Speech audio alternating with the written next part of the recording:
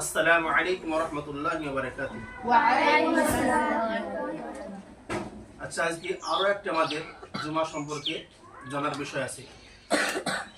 সাধারণ দিন যেগুলো জুমার দিন ব্যতি রেখে শনিবার, রবিবার, সোম, মঙ্গল, বুধ, বৃহস্পতি এই দিনগুলোতে যখন আজান শুরু হয় বা আজান চলে তখন কিন্তু নামাজ পড়াটা উত্তম না। তখন আজানের উত্তর দেওয়াটা উত্তম। কি বললাম?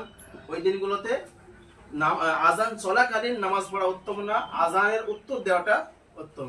কিন্তু জুমার দিনে শুধু জুমার যে আজানটা হয় সেই আজানের সময় যদি কোনো ব্যক্তি উপস্থিত হন তাহলে কিন্তু সেখানে কি করতে হবে?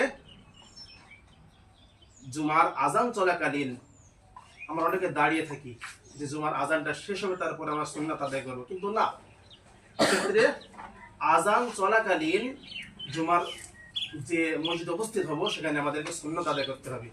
কেননা ওই দিনকে ওই সময়তে আজানের চাইতে খুতবার গুরুত্ব বেশি। আজান শেষে খুতবা শুরু হবে, যার জন্য আজানটা অপেক্ষা না করে আমাকে সুন্নাতে দাঁড়িয়ে যেতে হবে এবং আজান শেষ হলে খুতবা শুরু হয়ে যাবে, খুতবা শুনতে হবে। খুতবা শোনাটা কি আমাদের জন্য ওয়াজিব। খুতবা শোনা আমাদের জন্য কি ওয়াজিব। অতএব এখানে আজান খেয়ে শোনার জন্য বা আজানের উত্তর দেওয়ার জন্য থেমে যাওয়া দরকার নাই।